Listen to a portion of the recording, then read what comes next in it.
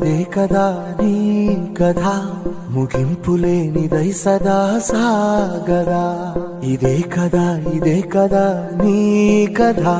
ముగింపులేనిదై సదా సాగదా